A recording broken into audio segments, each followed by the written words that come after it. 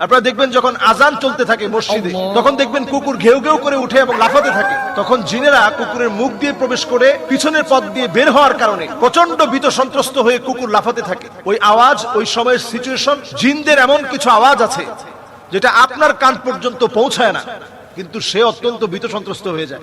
জিনদের ওই আওয়াজে কুকুর শুনতে পায়। অনেক সময় বিড়াল দেখবেন হঠাৎ করে কানটা খাড়া করে ফেলেছে। বিড়ালের শরীর আল্লাহ তাআলা এমন কিছু ছোট ছোট জারথুম, এমন কিছু বিষয় আল্লাহ তাআলা দিয়ে রেখেছেন যেটার কারণে জিনরা বিড়ালের সামনে আসতে ভয় পায়। ছোট ছোট পাখি আমরা লালন পালন করি, কাকাতুয়া, লাভবার্ড, টিয়া পাখি, কবুতর, ময়না, এই জাতীয় অনেক পাখি আমরা এখন লালন পালন করি। কিছু প্রকারের পাখি আছে যেগুলোকে জিন প্রচন্ড ভয় পায়, এদের দিকে আকৃষ্ট হয়ে আসতে নিয়ে ভয়ে ভীত সন্ত্রস্ত হয়ে জিন চলে যায়। কিছু পাখি ঘরের মধ্যে বরকত নিয়ে আসে। এজন্য পাখিগুলোকে যদি আমরা লালন পালন করতে চাই, তাদের হক ঠিক রেখে, খাবার দাবার ঠিক রেখে লালন পালন করতে হবে। ঘরের মধ্যে কোন কোন জিনিস থাকলে জিনেরা আকৃষ্ট হয় এবং ক্ষতি করার চেষ্টা করে।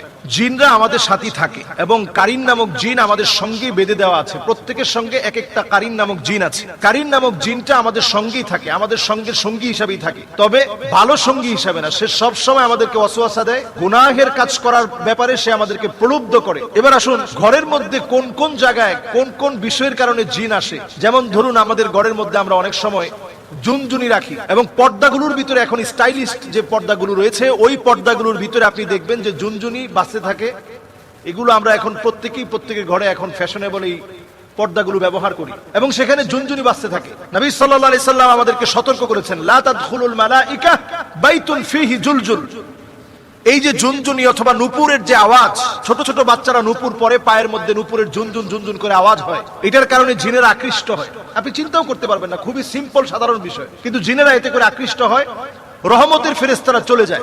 এরপরে আপনার ঘরে অনেক সময় আমরা দেখা যায় ছোট ছোট বাচ্চাদেরকে পেশাব করিয়ে একটা কমোডের মধ্যে পেশাবটা জমিয়ে রাখি, অথবা হাই কমোডে পেশাব করে ফ্লাশ করি না। এই কারণে জিন আপনার প্রতি আকৃষ্ট হয়, ক্ষতি করার চেষ্টা করে। বাউলুন মুনকাতি। হাদিসের মধ্যে বলা হয়েছে যে কোথাও যদি পেশাব জমিয়ে রাখা হয়, তাহলে ওই জায়গা জিনের কাছে পছন্দের জায়গা হয়। তাহলে এই জায়গায় পরিষ্কার পরিচ্ছন্নতাকে নিশ্চিত করা। এরপর নবী সাল্লাল্লাহু আলাইহি সাল্লাম আমাদেরকে হাদিসের মধ্যে জানিয়েছেন, জিলদু নামির, বিভিন্ন প্রাণীর চামড়াকে আমরা, মৃত প্রাণীর চামড়াকে আমরা ঝুলিয়ে রাখি।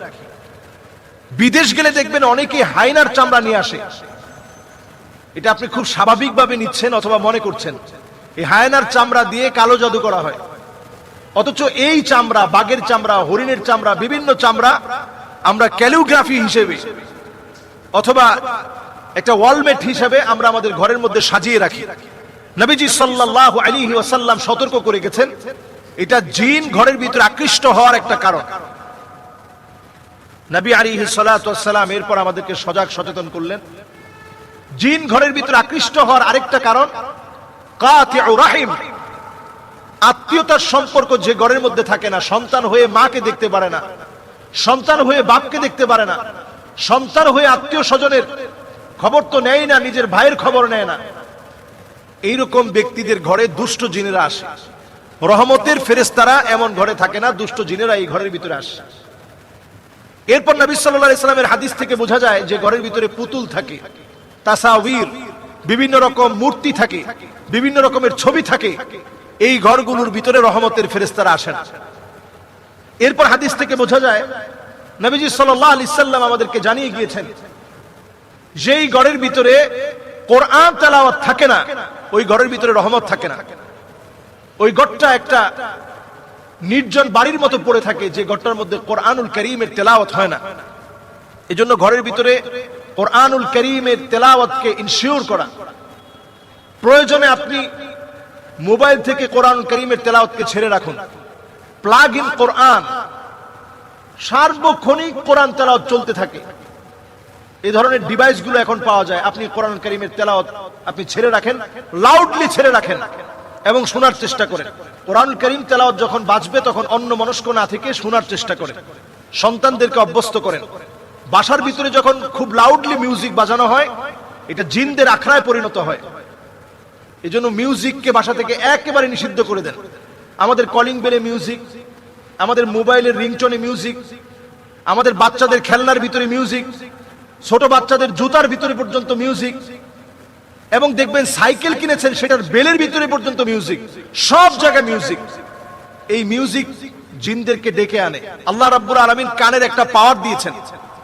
কুকুর কিন্তু আমার মতো শুনে না, বরং ছোট্ট মৃদু একটা আওয়াজ আছে যেটা কুকুরকে ভীত সন্ত্রস্ত করে ফেলে। আপনি অনেক সময় এই আওয়াজটা কানের মধ্যে শুনতেই পাবেন না, কিন্তু জিনদের ওই আওয়াজের কারণে কুকুর ভীত সন্ত্রস্ত হয়ে দৌড়াতে থাকে।